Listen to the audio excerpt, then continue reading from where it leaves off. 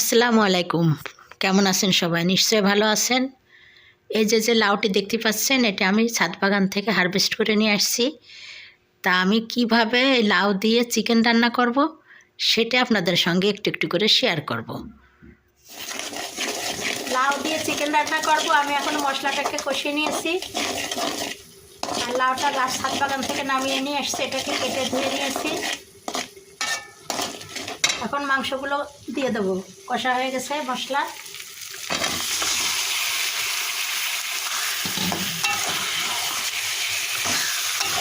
সমস্ত মশলা দিয়ে দিয়েছি, মাংসের মশলা,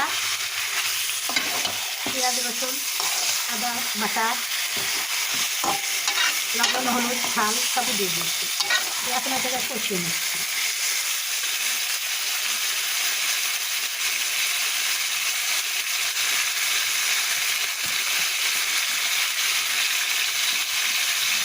একটা তেজপাতা দিয়ে দিলাম।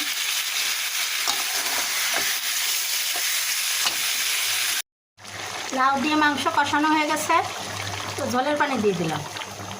বেশি ঝোল রাখবো না, গরম পানি দিয়ে দিলাম। একটা কাঁচামরিচ দিয়ে দেবো। এখন লাউও সিদ্ধ হয়ে গেছে, মাংসও সিদ্ধ হয়ে গেছে।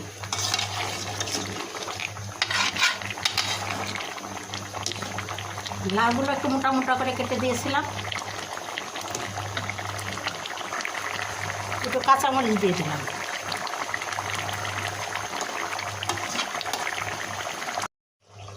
এই তো লাউ দিয়ে আমার চিকেন রান্না করা হয়ে গেল। দেখুন কত সুন্দর কালার হয়েছে। ছাদ বাগানের লাউ দিয়ে চিকেন রান্না করলাম। নিশ্চয়ই ভালো লেগেছে আপনাদের। আর যদি ভালো লেগে থাকে তাহলে অবশ্যই আপনারা আমার চ্যানেলকে লাইক কমেন্ট শেয়ার ও সাবস্ক্রাইব করে আমার পাশে থাকবেন। আর ধুন্দল আর হচ্ছে 2টা আলু, তো এইগুলো আমি কেটে ধুয়ে একটা চচ্চড়ি করব। তো কেটে ধুয়ে একেবারে পেঁয়াজ রসুন বাটা মশলা, তারপরে হলুদ লবণ সরিষার তেল তেজপাতা আস্ত জিরা সব কিছু দিয়ে একবারে মাখিয়ে চড়িয়ে দেবো। তাহলে ততক্ষণ আপনারা আমার সাথে থাকুন, আমি ফিরে আসছি।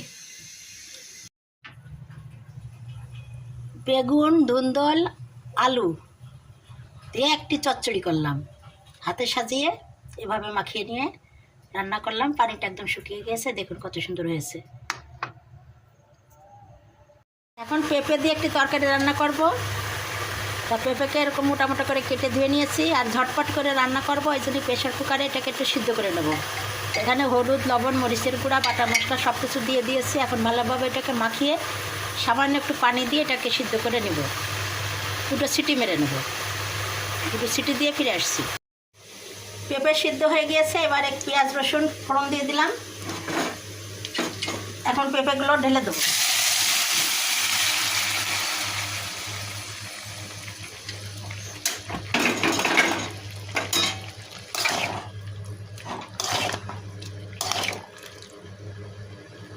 এটা একদম সিদ্ধ হয়ে গিয়েছে।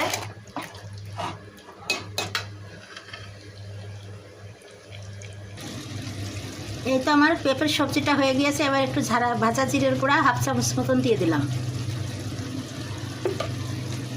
ভালোভাবে মিশিয়ে দিয়ে নামিয়ে নেব। কত ঝটপট করে সবজি রান্না করা হয়ে গেল প্রেশার কুকারে। এভাবে কষিয়ে রান্না করতে গেলে আধা ঘন্টা কম সিদ্ধ হতো না, আর সেখানে 5 মিনিটেই সিদ্ধ হয়ে গেছে।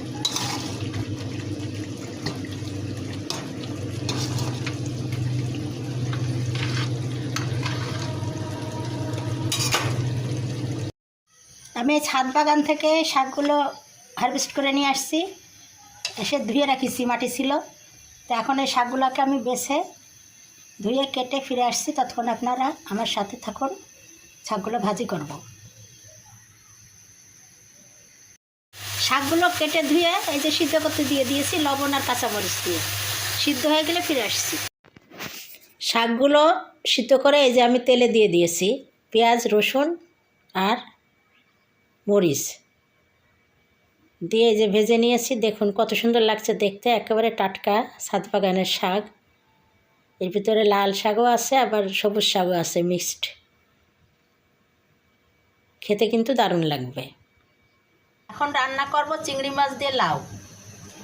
তা লাউটাকে আমি এভাবে কেটে হলুদ লবণ একটু মরিচের গুঁড়া দিয়ে একটু সিদ্ধ করে নিয়েছি, যাতে ঝটপট করে রান্না করা যায়। আর এখানে যে সরিষার তেল দিয়ে পেঁয়াজ কুচি দিয়ে একটু ভেজে নিয়েছি। এখন আমি চিংড়ি মাছগুলো দিয়ে দেবো।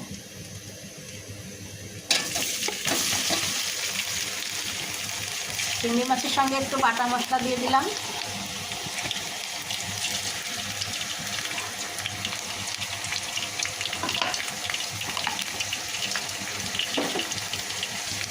সামান্য একটু হলুদ দেবো, যেহেতু লাই দিয়ে দিয়েছি।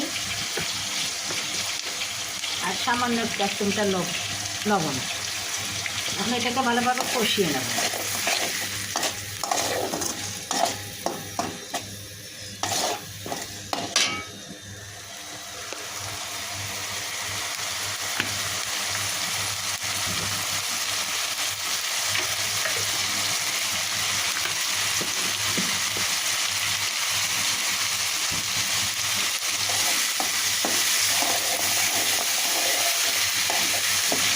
কষা হয়ে গেলে ফিরে আসছি।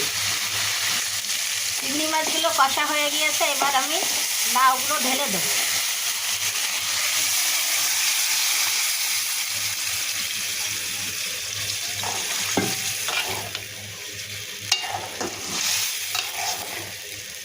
ফুটে উঠলেই আমি জিরার গুঁড়া দিয়ে নামিয়ে নেব।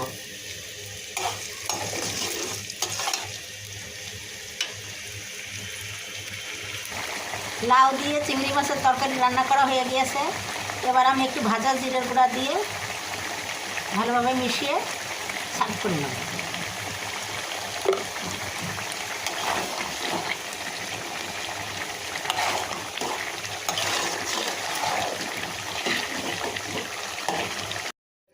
রান্নাবান্না শেষ করে এই যে একটা হিজাব তৈরি করলাম, নিকাব সহ। এই যে নিকাবটা, সামনে এই যে নিকাব দিয়েছি, লেস আছে। আর এই যে নিচটাতেও লেস দিয়ে দিয়েছি।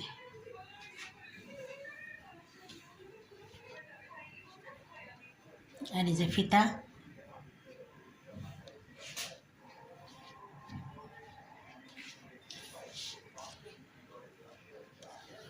এই তো ভিউয়ার্স, কেমন লাগলো আজকের আমার ব্লগটি?